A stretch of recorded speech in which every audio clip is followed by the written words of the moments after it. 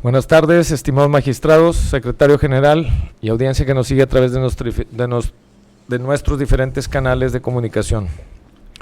De conformidad con lo dispuesto en los artículos 20, 21, 22 de la Ley Orgánica del Tribunal de Justicia Administrativa para el Estado de Tamaulipas y con fundamento en los artículos 1, 2, 3 y demás aplicables del reglamento que regula el desarrollo de las sesiones de pleno de este tribunal, siendo las 12 horas del día 24 de noviembre de 2022 y encontrándonos reunidos en salón de pleno de este órgano jurisdiccional, doy inicio a la presente sesión pública ordinaria convocada para este día y hora, instruyendo a nuestro secretario general de acuerdos proceda a pasar la lista de asistencia. Con su permiso, magistrado presidente, procedo a pasar lista de asistencia a los integrantes del pleno de este órgano jurisdiccional.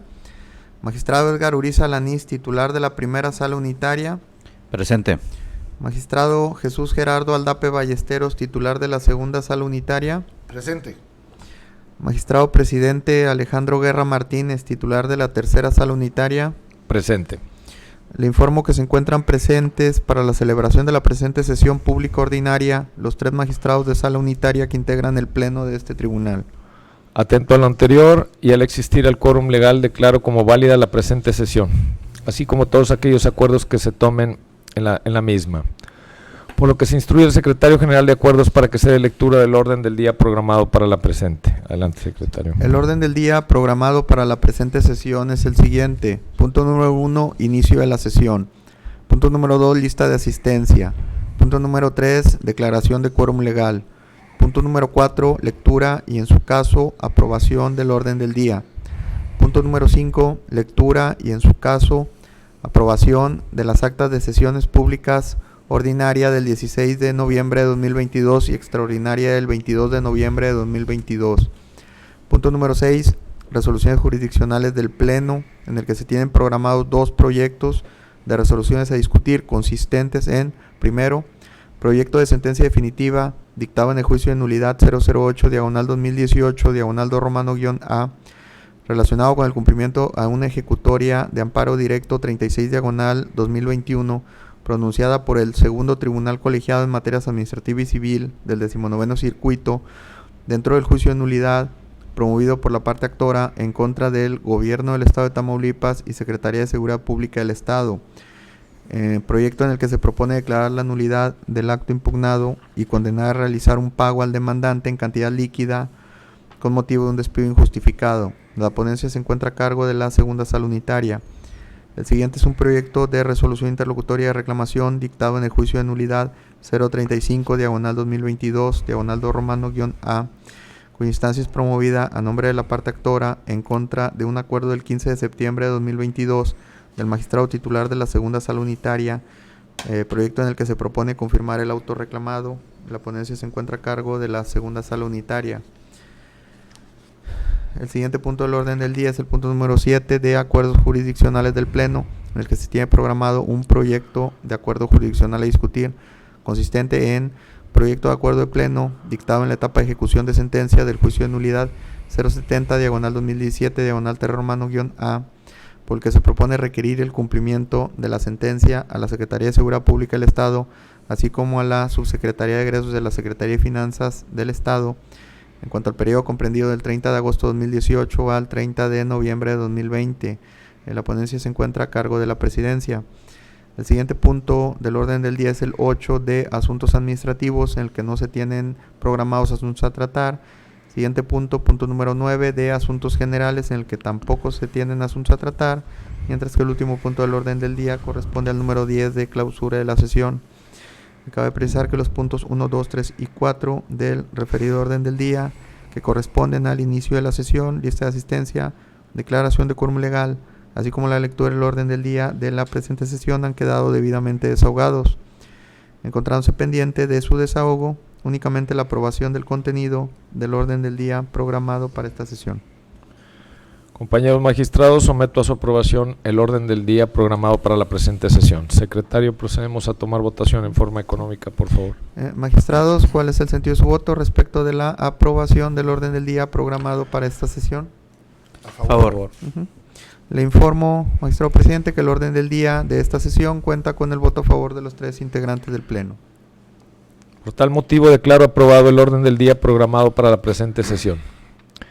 Y en desahogo del punto número 5 solicito al Pleno la dispensa de la lectura de las actas de sesiones públicas ordinaria del 16 de noviembre de 2022 y extraordinaria del 22 de noviembre de 2022, toda vez que las mismas fueran circuladas con la debida anticipación. Asimismo solicito a este Pleno la aprobación de su contenido. Tomaremos en cuenta una sola votación para ambos efectos. Secretario, procedemos a votar votación en forma económica. ¿Cuál es el sentido de su voto, magistrados, respecto de la aceptación de dispensa de lectura de las actas de sesiones públicas ordinaria y extraordinaria mencionadas, así como respecto de la aprobación de su contenido? A favor. Le informo que tanto la dispensa de lectura de las actas solicitada como la aprobación de su contenido cuentan con el voto a favor de los 3 integrantes del Pleno. En consecuencia de lo planteado, declaro aprobado por unanimidad de votos el contenido de las actas de sesión pública ordinaria de 16 de noviembre de 2022 y extraordinaria de 22 de noviembre de 2022. Instruyendo al Secretario General de Acuerdos, informe al Pleno cuál es el siguiente punto del orden del día. El siguiente punto del orden del día corresponde al punto número 6 de resoluciones jurisdiccionales del Pleno, en el que se tienen programados 2 proyectos de resoluciones a discutir. El primer proyecto corresponde a una sentencia definitiva, un proyecto de sentencia definitiva dictado en cumplimiento a una ejecutoria de amparo directo dictado en el juicio de nulidad 008/2018/2 cuya ponencia se encuentra a cargo de la segunda sala unitaria, por lo que cedemos el uso de la palabra a su titular, magistrado Jesús Gerardo Aldape Ballesteros. Adelante. Con su permiso, magistrado. Gracias. Efectivamente, se trata del expediente 008/2018, -2 a través del cual hablamos de que el actor es un exintegrante de un cuerpo de seguridad pública quien se desempeñaba en el puesto de coordinador municipal de la Policía Estatal adscrito a la Secretaría de Seguridad Pública del Estado de Tamaulipas, quien se duele del relevo del cargo que le fue dado a conocer y que le fue comunicado el 13 de noviembre del 2018 por la autoridad demandada. Como consecuencia de ello reclama diversas prestaciones. Todos estos son antecedentes para llegar en su momento a emitir la sentencia en cumplimiento a un amparo. La primera sentencia, mediante sentencia emitida el 24 de enero del 2019, este Pleno del Tribunal de Justicia Administrativa decretó el sobreseimiento al considerar que sobrevino la causal de improcedencia prevista en el artículo 14, fracción cuarta de la Ley del Procedimiento Contencioso Administrativo del Estado, misma que fue recurrida en la vía de amparo directo, registrándose con ello a través del número 165/2019 administrativo, el cual le fue concedido para efecto de que se dejara insubsistente la resolución interlocutoria relativa al recurso de reclamación y se pronuncia en relación, además, en relación a la prueba de inspección ocular y testimonial ofrecidas por el actor y prescinda de considerar que se actualizó la causal de improcedencia, que era una causal de improcedencia desechando por extemporánea la demanda.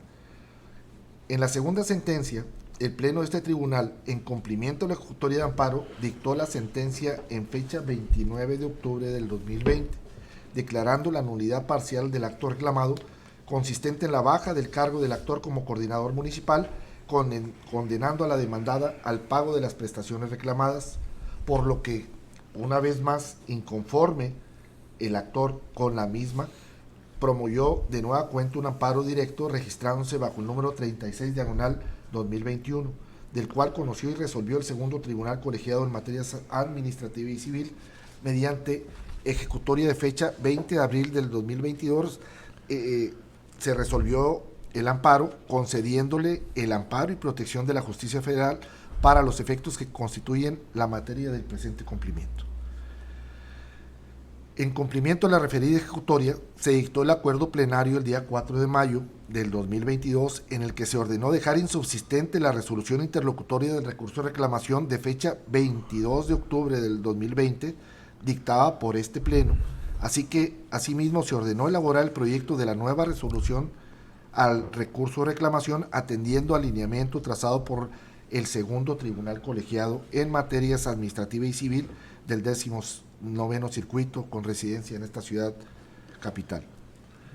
El presente proyecto tiende a dar cumplimiento a primero, a la ejecutoria de fecha 20 de abril del 2022 emitida por el referido tribunal dentro del amparo directo 36/2021, en la que, como ya se dijo, se ordenó dejar insubsistente la resolución interlocutoria de fecha 22 de octubre,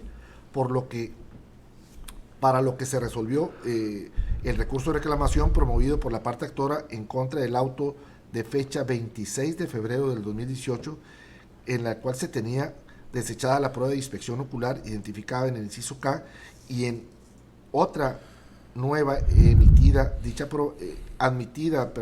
probanza, prescindiendo de considerar que se actualizó la causal de improcedencia prevista en la fracción cuarta del artículo 14 de nuestra ley del procedimiento contencioso administrativo en el Estado, y resolviendo con libertad de jurisdicción lo que resulte apegado a derecho.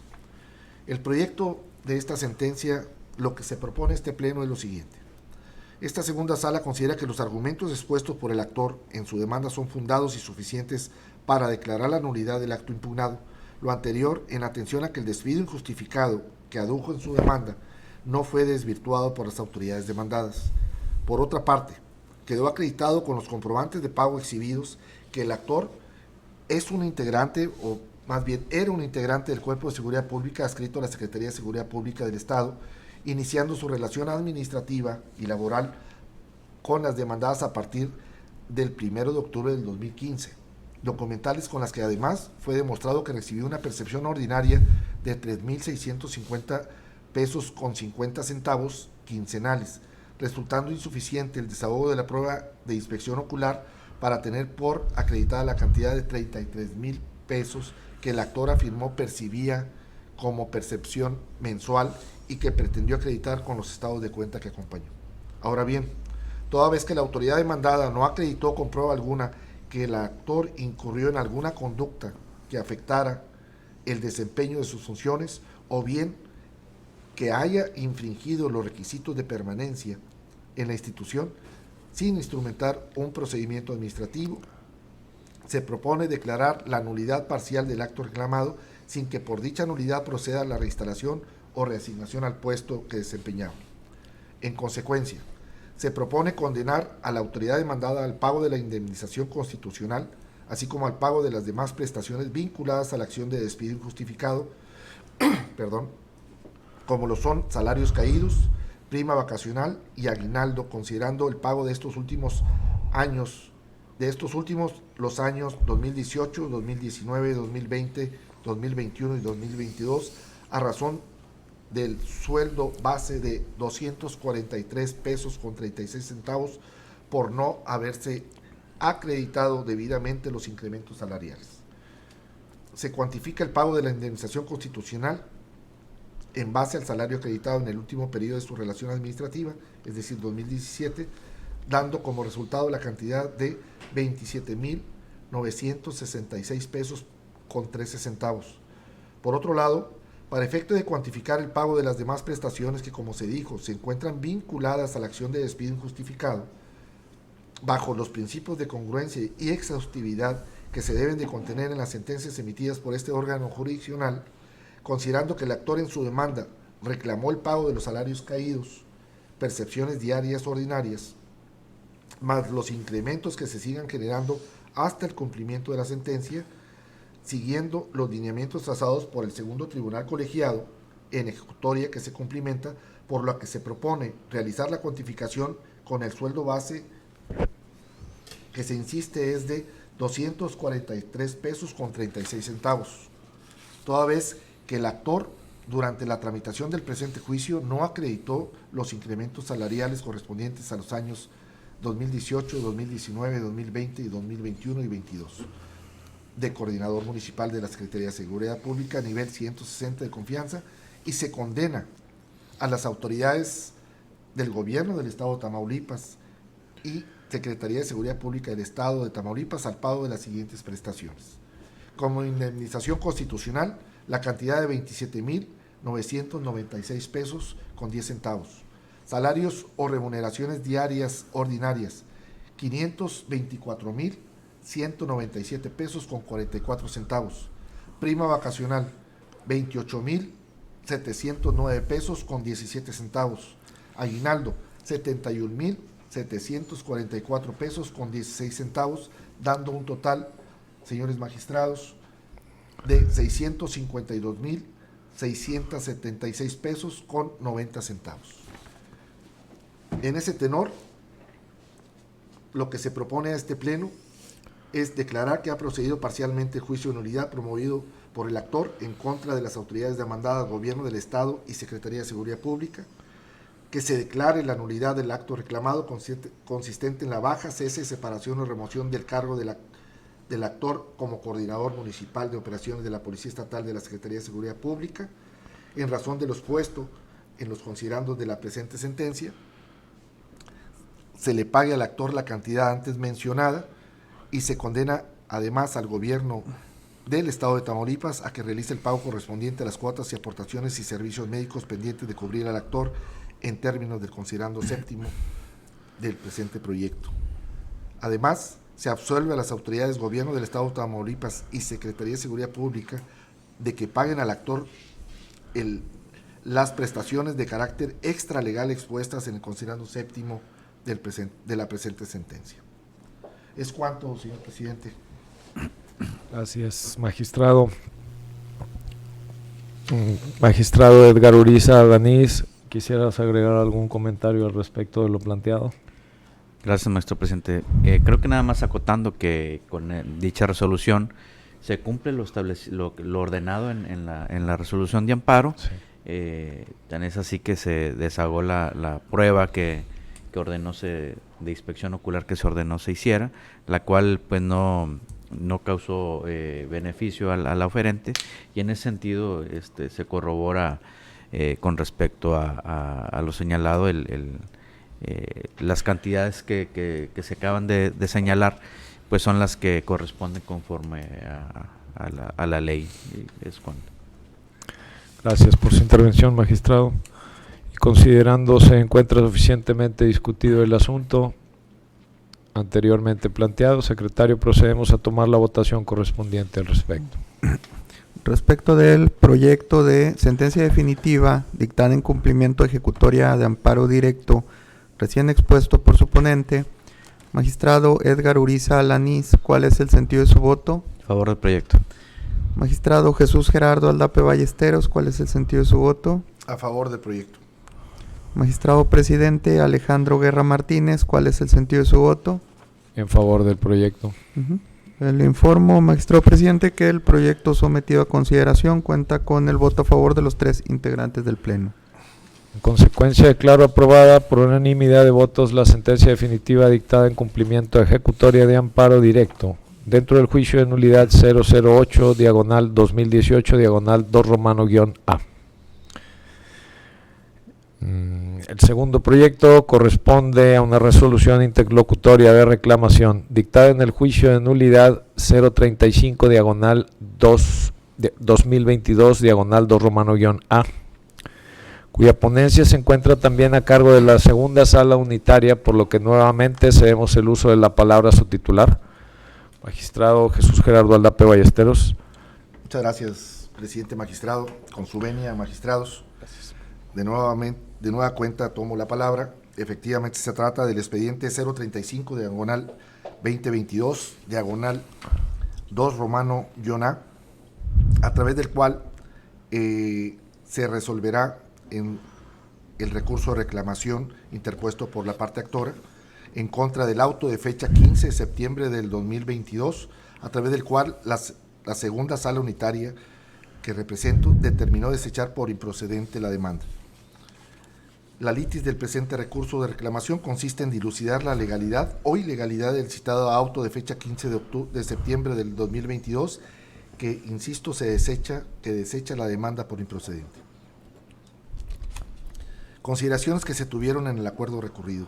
En el auto recurrido, la sala instructora determinó desechar la demanda por improcedente toda vez que se advirtieron diversas causales de improcedencia, mismas que a continuación se enlistan. Número 1. En el presente juicio, se pretendía demandar la omisión de pago de diversas facturas, las cuales refirió la promovente que derivaban de un contrato de arrendamiento de vehículos que se celebró en forma verbal. Ahora bien, en el auto recorrido, esta segunda sala sostuvo que se estimaba actualizada la causal de improcedencia establecida en la fracción segunda del artículo 14 de la Ley del Procedimiento Contencioso Administrativo de nuestro Estado, toda vez que el juicio será improcedente cuando se trate de actos o resoluciones en los cuales este tribunal no cuente con competencia para conocer de los mismos. Número 2. El enjuiciante fue omiso en hacer valer conceptos de impugnación en su escrito inicial de demanda, motivo por el cual, al no dar cumplimiento a los requisitos que deberá contener la demanda, lo consecuente fue desechar la demanda por no cumplir con requisitos básicos de procedencia, como lo es esgrimir conceptos de impugnación, ello de conformidad con el numeral 22, fracción octava de la legislación antecitada. Los agravios propuestos por la recurrente en el recurso de reclamación son los siguientes. Inciso A. En el primer agravio de su escrito de reclamación, señala que la razón que tuvo la sala instructora para desechar la demanda es el hecho de que la empresa que representa prestó servicios de arrendamiento al gobierno del estado de Tamaulipas sin llevar a cabo alguna licitación o formulismos que se señalan en la resolución impugnada. Sin embargo, considera que independientemente de que si fue o no así, en realidad sí realizó prestación de servicios al gobierno de Encita, manifestando además que la citada autoridad se benefició con una inversión realizada por la persona moral al rubro indicado, es decir, la parte actora, y no se ha podido recuperar por falta de respuesta del gobierno del estado. Por último, refiere que los servicios que se prestan a los entes públicos, siempre y cuando sean reales, no puede haber una evasión al cumplimiento de esos pagos o servicios, por cuestiones meramente legaloides, pues dejarlo bajo ese criterio sería un método muy sencillo para que un gobierno estatal o municipal no le cumpla a los particulares su obligación de pagarles. En su segundo agravio, la recurrente manifiesta que el pacto verbal no alcanzó a realizarse por escrito y según la enjuiciante no lo excluye de ser un contrato de conformidad con el Código Civil para el estado de Tamaulipas, esgrimiendo además que la existencia del contrato se puede corroborar al momento de que la autoridad demandada dé contestación. ¿Cuál es la propuesta, señores magistrados, que en esta tarde vengo a hacerles? Se propone al Pleno de este tribunal confirmar el auto de fecha 15 de septiembre del 2022, a través de la cual la segunda sala unitaria de este tribunal admitió a trámite la ampliación, confirmar el auto a través del cual desechamos por improcedente la demanda, en base a las siguientes consideraciones. Primero, el agravio primero se considera inoperante, por lo tanto insuficiente para revocar el auto recorrido. En efecto, de la simple lectura que se realiza lo manifestado por la recurrente, se advierte que ésta no ataca los fundamentos y motivos por los cuales la segunda sala unitaria consideró desechar la demanda por improcedente, como lo fue que al no encontrarse el actor dentro de los supuestos establecidos en el artículo 4 de la Ley Orgánica de este Honorable Tribunal de Justicia Administrativa, el mismo no era competente para conocer del juicio de nulidad, así como que, conforme a lo establecido por el numeral 22, fracción octava de la Ley del Procedimiento Contencioso Administrativo, el actor fue omiso en señalar, entre otros requisitos, los conceptos de impugnación que debe de contener las demandas. Por tanto, al no ajustarse a los supuestos y requisitos previstos en los numerales citados, lo procedente, confirmando, era desechar por improcedente la demanda, al actualizarse las fracciones, insisto, segunda y décima del artículo 14 de la Ley del Procedimiento Contencioso Administrativo del Estado. Luego entonces, si el agravio aquí en estudio no controvierte tales determinaciones, entonces dichas manifestaciones devienen de inoperantes para demeritar la legalidad del auto recurrido. Además, que sus manifestaciones no atacan los fundamentos y motivos por los cuales la segunda sala consideró desechar la demanda, pues si bien realiza diversas manifestaciones, estas no combaten la determinación de la segunda sala, ya que tales manifestaciones son subjetivas, de ahí que el agravio primero de su recurso deviene inoperante, amén de que al ser varias las consideraciones legales o supuestos hipotéticos de las causales de improcedencia en que descansa el acuerdo recurrido, el agravio en estudio no contraviene la totalidad de estas. Por tanto, como ya se dijo, resultan inoperantes. El agravio segundo se considera inoperante por lo tanto insuficiente para revocar el auto recurrido por las siguientes consideraciones. Toda vez que la legislación aplicable a la prestación de servicios con un ente público lo es la Ley de Adquisiciones para la Administración Pública del Estado de Tamaulipas y no el Código Civil estatal, como lo expresó indebidamente la promovente. Asimismo, en el artículo 52 de la legislación antes mencionada, consigna que en los juicios tramitados ante el Tribunal de Justicia Administrativa de Tamaulipas corresponde al actor acreditar los hechos de los que derivan su derecho que pretenda se reconozcan o se hagan efectivos.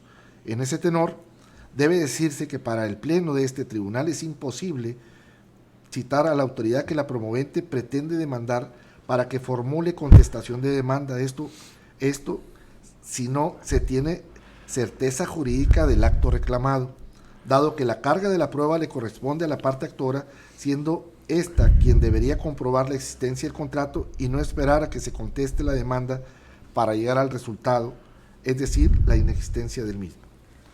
Por otra parte, en lo que respecta a la actualización de la causal de improcedencia establecida en la fracción 10ª del artículo 14 de la Ley del Procedimiento Contencioso Administrativo del Estado, debe decirse que la omisión de señalar los conceptos de impugnación por parte del OI recurrente conlleva como consecuencia al desechamiento de la demanda, toda vez que estos son requisitos indispensables de la demanda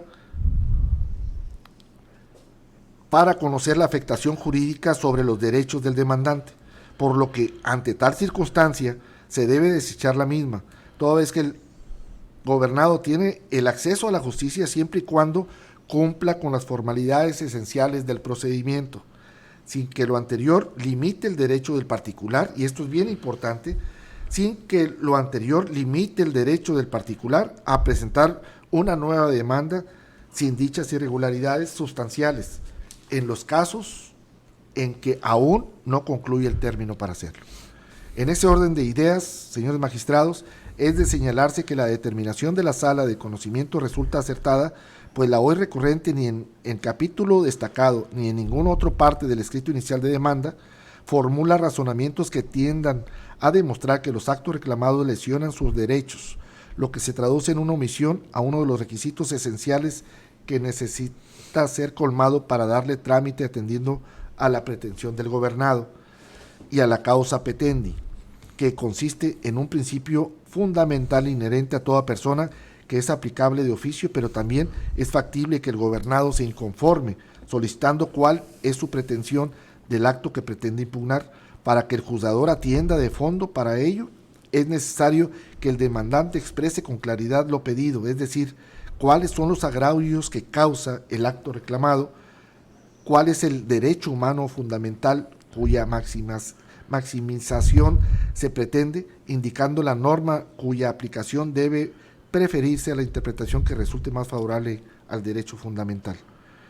En conclusión, propongo a este pleno que hoy resuelva los agravios que hizo valer el recurrente, declarándolos como inoperantes, por tanto insuficientes para demeritar el acuerdo recurrido de conformidad con los artículos 3, 68 y 71 de la Ley de Adquisiciones para la Administración Pública del Estado de Tamaulipas y sus municipios, así como los ordinales 22 y 14 de la Ley del Procedimiento Contencioso Administrativo del Estado, en correlación con el artículo 4 de la Ley Orgánica del Tribunal de Justicia Administrativa del Estado de Tamaulipas.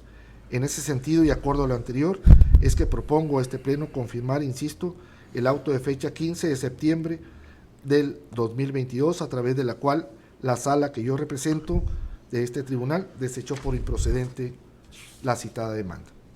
Es cuanto, presidente. Gracias por su intervención, magistrado Aldape. Magistrado Edgar Uriza Laniz, ¿algún comentario que quiera aludir al respecto de lo planteado? Sí, maestro, gracias por la intervención. Efectivamente, como bien lo señala el magistrado instructor, las causas y motivos del desechamiento que se esgrimieron en el acuerdo que hoy se combate por el presente recurso, pues deben de esgrimirse los agravios correspondientes con respecto a los motivos y fundamentos en los que se basó el magistrado para desechar la demanda, hecho que no acontece en los presentes agravios con motivo del presente recurso. Es decir, se limita a señalar de manera subjetiva lo que él considera que debería de ser. Sin embargo, es sabido que por propia jurisprudencia y por ley que debe de esgrimirse los agravios correspondientes para poder entrar a un verdadero estudio de los razonamientos que haya utilizado la sala para resolver y poder en ese sentido esgrimir conforme a lo que se señala.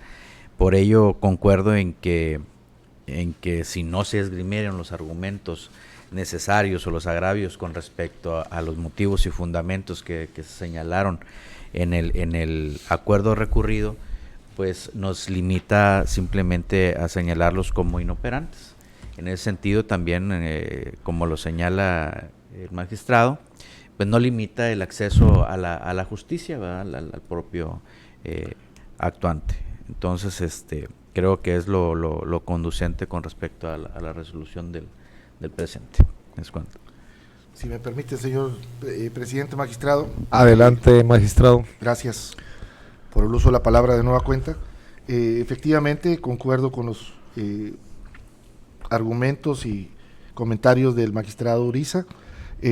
Ciertamente, este tribunal está para acceder a la justicia de todos y cada uno de los gobernados cuando estos se sientan afectados en sus intereses y en su patrimonio respecto de algún ente público, pero también, así como tienen ese derecho, tienen la obligación de cumplir con los requisitos que establece y que establecen las leyes específicas como la ley del contencioso administrativo. Entonces, partiendo de esa base, resalto el hecho de que tal vez en esta instancia y a través del escrito de demanda no cumplió con los requisitos que establece para que nosotros entramos al estudio realmente si tenía o no el derecho al cobro de ciertas cantidades en contra del gobierno del estado por concepto de un arrendamiento aparentemente de algunas unidades vehiculares.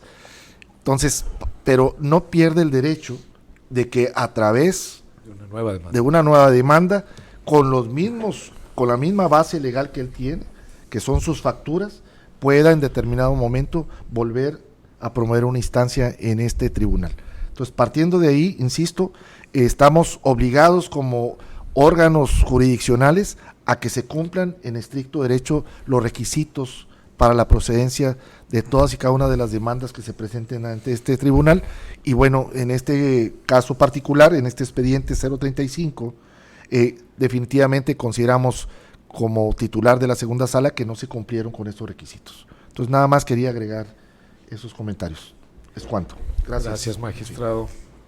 Coincidimos con el criterio de la segunda sala en virtud de dejar a libertad del actor el promover de nueva cuenta una demanda tratando de aclarar la situación jurisdiccionalmente ante este tribunal y dejando libres sus derechos para que los use en cuanto a su beneficio correspondan. Y también aludimos que estamos de acuerdo con que se confirme el acuerdo de fecha 15 de septiembre de 2022, mediante el cual se desechó el escrito inicial de demanda, y una vez así expuesto el proyecto sometido ante este pleno, y considerando se encuentra suficientemente discutido el asunto, pues procedemos a tomar la votación correspondiente. Secretario, por favor. Respecto del proyecto de resolución interlocutoria de reclamación recién expuesto por su ponente, magistrado Edgar Uriza Alanís, ¿cuál es el sentido de su voto? Con el proyecto. Magistrado Jesús Gerardo Aldape Ballesteros, ¿cuál es el sentido de su voto? A favor del proyecto. Magistrado Presidente Alejandro Guerra Martínez, ¿cuál es el sentido de su voto? En favor del proyecto. Le informo, Magistrado Presidente, que el proyecto sometido a consideración del Pleno cuenta con el voto a favor de sus 3 integrantes. En consecuencia, declaro aprobada por unanimidad de votos la resolución interlocutoria de reclamación dictada en el juicio de nulidad 035/2022/2 Y una vez agotado el punto de resoluciones jurisdiccionales de Pleno, secretario, procedemos a informar cuál es el siguiente punto del día. Por favor. El siguiente punto corresponde al número 7 de acuerdos jurisdiccionales del Pleno, en el que se tiene programado un proyecto de acuerdo jurisdiccional a discutir. Es un proyecto único de acuerdo jurisdiccional a discutir correspondiente al dictado en el juicio de nulidad 070/2017/3 Secretario, procedemos a dar cuenta de los antecedentes del proyecto, por favor. Bien, los antecedentes son los siguientes. Por escritos presentados por la apoderada legal del demandante en la oficialía de partes de este tribunal, acudió esta al juicio solicitando el requerimiento inmediato a las autoridades demandadas y vinculada al cumplimiento de la sentencia para el debido y completo cumplimiento de la sentencia dictada en autos en cuanto al pago del restante monto de condena determinado en la segunda resolución interlocutoria de liquidación.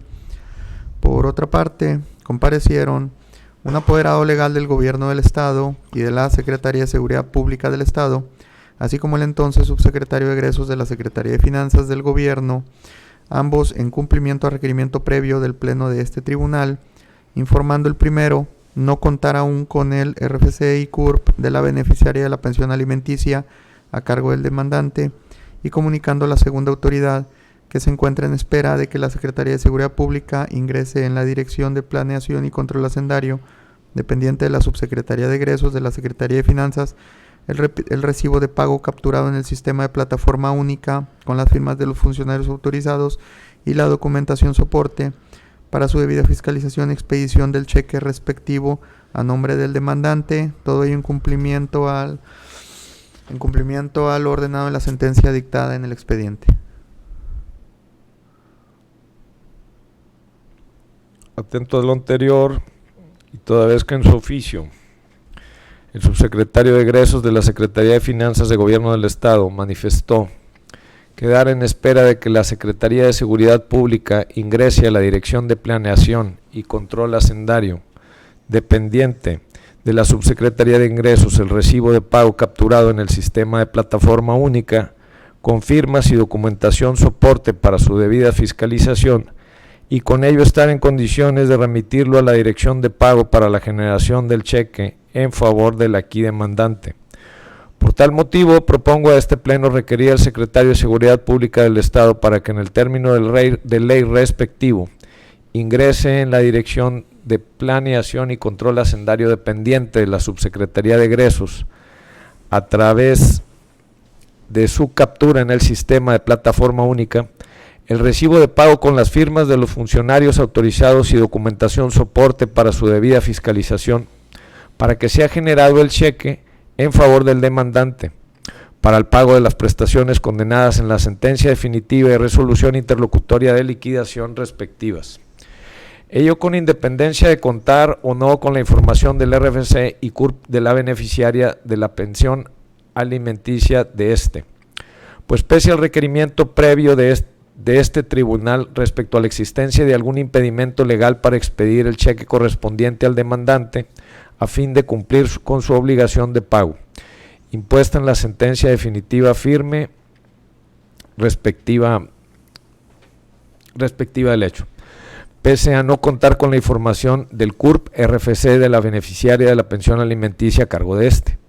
Al respecto, ninguna de las autoridades requeridas informaron la existencia del impedimento legal alguno, motivo por el que es procedente concluir que las autoridades deberán realizar las gestiones de trámite conducentes para expedición del cheque a nombre del demandante, con independencia de contar o no con la información del RFC y CURP de la beneficiaria de la pensión alimenticia de este.